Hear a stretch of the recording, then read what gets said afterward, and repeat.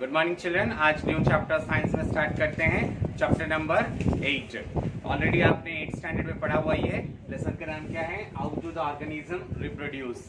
तो इसमें आप इस चैप्टर में अपन पढ़ने वाले हैं कि किस कैसे लोग मतलब सब चीजें जैसे प्लांट्स रिप्रोड्यूस कैसे करते हैं, एनिमल्स रिप्रोड्यूसेशन कैसे करते हैं और उसके पार्ट्स के बारे में और उसकी डिटेल्स के बारे में आज जानकारी लेते हैं। सो before we discuss the mechanism of the organism reproduce, let us ask some basic questions. Why do the organism reproduce? After all, the reproduction is not necessary to maintain the life and individual organism, unlike the essential life of the such nutrition, respiration and excretion. On the other hand, it is individual organism going to create more individual, a lot of energy will be spent in the process. So the individual organism wasted the energy to on the processing it's needed to stay alive. See, तभी आप सोच रहे होंगे reproduction एक जरूरी क्यों है। तो ये जरूरी है कि अगर उनकी जो जनरेशन आगे बढ़ना है, एक जनरेशन से नेक्स्ट जनरेशन उनके, जैसे फॉर एग्जांपल देखो आम का पेड़ है, आम का पेड़ अगर रिप्रोडक्शन नहीं करेगा तो बस एक आम का पेड़ वो मर जाएगा, सूख जाएगा, तो उसके बाद आपको दूसरा आम का पेड़ नहीं मिलेगा। तो रिप्रोडक्शन से क्या होगा कि वो एक प्लांट तो रहेगा, दूसरा भी प्लांट हो जाएगा। अगर उसका जब सूख जाएगा या खराब हो गया वो पेड़ तो दूसरा पेड़ में से आम मिलेगा आपको, तो मतलब रेगुलरिटी रहेगा आपको आम मिलने का। अदरवाइज क्या होगा, रिप्रोडक्शन नहीं होगा तो आपको आम का प्लांट मिलेगा ही नहीं। ऐसे ही ह्यूमन बींग्स में भी, जैसे देखो इंसान में तो आपके जैसे पेरेंट्स है, आप जन्म हुए, फिर आपके बच्चे होंगे, वो नेक्स्ट जनरेशन गए, फिर उनके बच्चे, ऐसे लगातार जनरेशन क्या हो रहा है, बढ़ते जा रहा है। अगर रिप्रोडक्शन करना बंद कर देंगे तो उनके साथ वो जनरेशन खत्म हो जाएगा और आगे बढ़ेगा नहीं, फिर बाद में इस दुनिया में कोई इंसान ही नहीं रह पाएगा। सो reproduction is a very important process in human life. ठीक है, अपने लाइफ में बहुत इंपॉर्टेंट है रिप्रोडक्शन। ठीक है, so do the organism create exact copy of themself. तो आपको ये क्वेश्चन है कि क्या सेम टू सेम कॉपी उन लोग का रिप्रोड्यूस करते हैं। तो organism look like similar but their body design are similar. If the body design are similar, the blueprint of this design must be similar. Thus reproduction is must a basic level of involving copy of the blueprint of the body design. तो जैसे parents होंगे वो parents से same to same blueprint जैसे, मतलब उनके जैसे structure उनकी तरह ही सब कुछ होगा। जैसा भी अपन इंसान को जन्म हुए हैं इसलिए अपने पास 2 हाथ है, 2 पाँव है, सेम टू सेम जैसे आपके पेरेंट्स दिखते हैं वैसे भी आपके ऑर्गन्स है।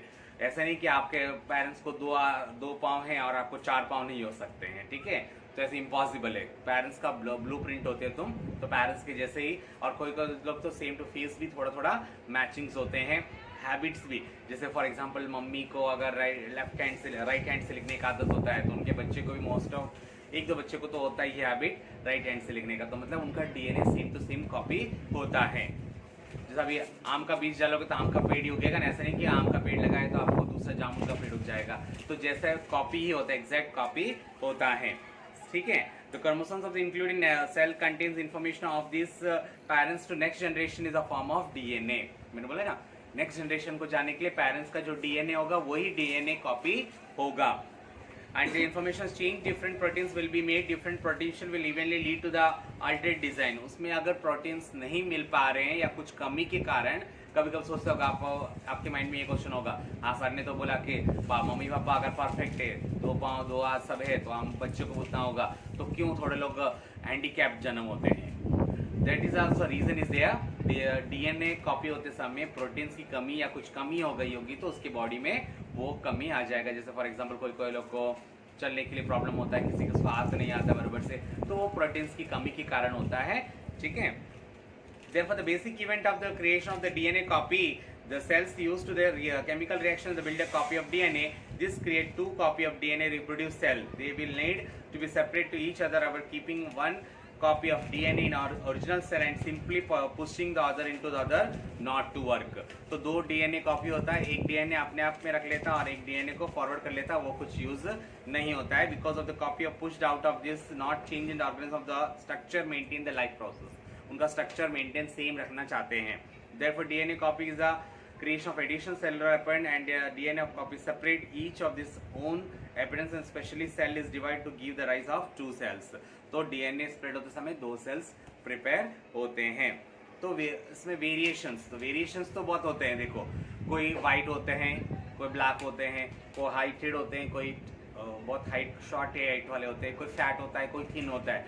तो वेरिएशंस होते हैं। ऐसे प्लांट्स में भी देखो, सब प्लांट्स एक जैसे फल नहीं देते हैं, एक जैसा ये नहीं होता है। किसी में देखो फॉर एग्जांपल दे दो मैंगो का ही देख लो, मैंगो का केसर आता है, बादाम आता है, अलग अलग साइज का, अलग अलग शेप, अलग अलग स्ट्रक्चर होता है, अलग अलग टेस्ट भी होता है। तो सभी में ऐसे ही वेरिएशंस बहुत इंपॉर्टेंट है, अलग अलग वेरिएशंस होते हैं। तो उसमें आज अपन पढ़ते हैं मोड्स ऑफ रिप्रोडक्शन। क्या है? Modes of reproduction.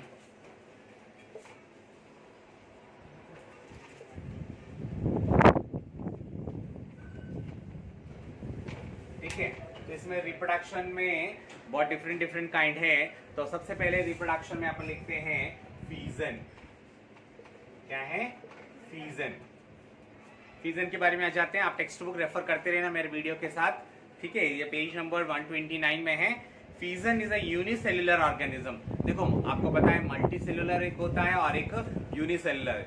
तो आपको 6th स्टैंडर्ड से बताते जा रहे हैं यूनिसेलुलर मतलब सिंगल सेल्ड, एक ही सेल से बने होते हैं। ठीक है, क्या होता है यूनिसेलुलर मतलब एक ही सेल से बने होते हैं, और मल्टी सेल्युलर मतलब बहुत सेल्स के साथ, जैसे अपन बने हैं मल्टी सेल्युलर के साथ। तो आपने पढ़ा है amoeba is a singular cell, है ना। एमीबा किससे बना होता है? एक सिंगल सेल के साथ बना होता है, इसलिए उसका शेप नहीं होता है, कोई भी शेप में बदल सकता है।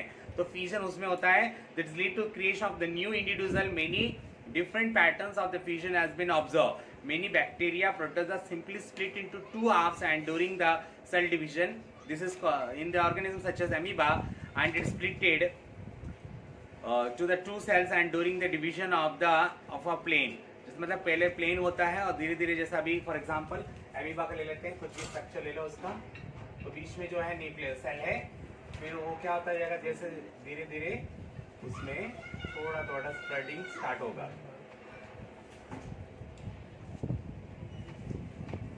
धीरे धीरे स्प्रेड होने लगेगा, फिर लास्ट में ये सेल अलग और ये सेल अलग। तो डिफरेंट डिफरेंट स्टेज में देखो एमीबा कैसे स्प्लिट हो रहा है। पहले अपना सेल को धीरे धीरे वो स्प्लिट करने लगेगा धीरे धीरे, और दो टुकड़े होके दो एमीबा बन जाएगा।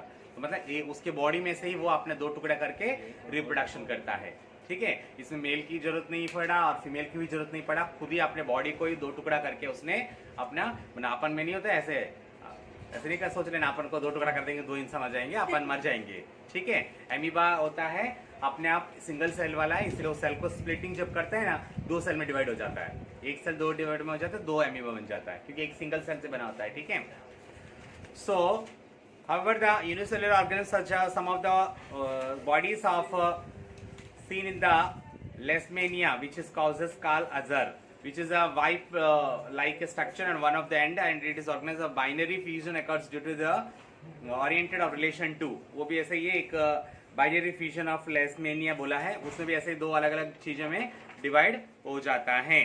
Got it. प्लाज्मोडियम में भी ऐसे ही दो डिवाइड हो जाता है। मेनी डॉटर सेल्स, याद रखना ये जो डिवाइड हो रहा है ये डॉटर सेल है, ये भी फीमेल है और ये भी दोनों फीमेल ही हुआ, क्योंकि फिर से इसमें रिप्रोडक्शन होगा, फिर ये दो टुकड़ा हो जाएगा, ये दो टुकड़े हो जाएंगे, फिर से ये भी दो टुकड़े हो सकते हैं बाद में बड़े ग्रोथ होने के बाद। तो क्या हो गया? दो डॉटर सेल्स बने। ठीक है, ऐसे स्प्लिट होते रहते हैं। अदरवाइज रिप्रोडक्शन बंद हो गया तो मतलब एक ही एमीबा आया और उसका डाई हो गया, बस वो खत्म।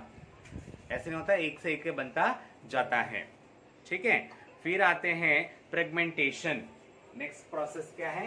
Fragmentation.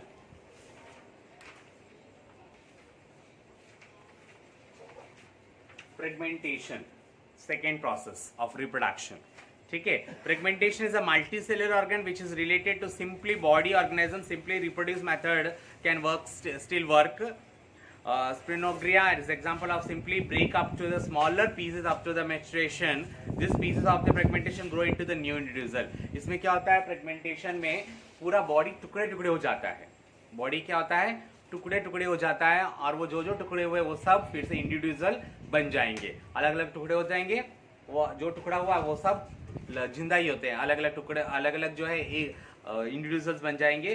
This is not true of the multicellular organ. They can simply division of the cell by multicellular नहीं बोल सकते, उसमें सेल डिवीजन होता है ना, एक एक सेल एक एक चीज बन जाता है। and is not copying and specialized cells of the tissues and organisms of into the organ which has to be placed in defined position of the body. Got it? तो ये होता है फ्रेगमेंटेशन, मतलब अपने बॉडी को बहुत सारे टुकड़े में स्प्लिट कर लेता है और वो इंडिविजुअल बन जाते हैं। दूसरा आता है, थर्ड आता है रीजनरेशन।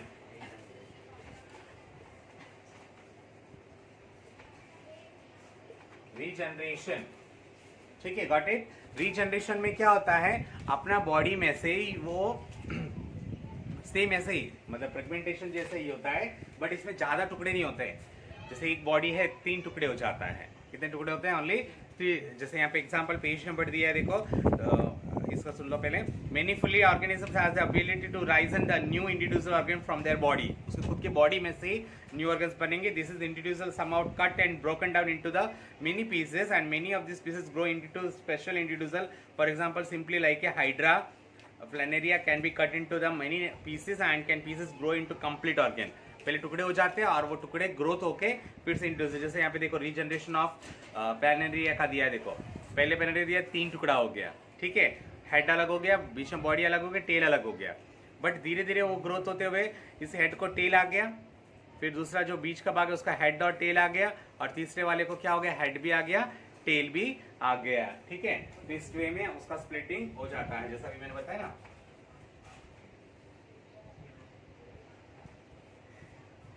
ठीक है, इसमें 3 पार्ट्स में डिवाइड हो गया, एक हेड अलग हो गया, बॉडी अलग हो गया, टेल अलग हो गया, ठीक है।